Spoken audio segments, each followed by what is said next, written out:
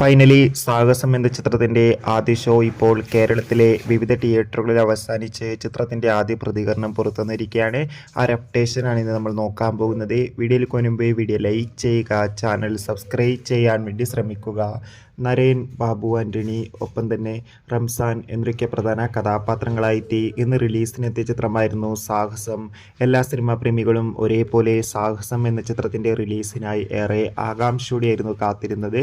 Finally ചിത്രത്തിൻ്റെ ആദ്യ show ആരംഭിച്ച് ചിത്രത്തിൻ്റെ ആദ്യ പ്രതികരണം പുറത്തുവന്നുകൊണ്ടിരിക്കുകയാണ്. ചിത്രത്തിൻ്റെ ആദ്യ റെസ്പോൺസിൽ തന്നെ ആദ്യ ഷോക്ക് തന്നെ മികച്ചൊരു അഭിപ്രായമാണ് നേടിയെടുക്കാൻ വേണ്ടി സാധിച്ചിട്ടുള്ളത്.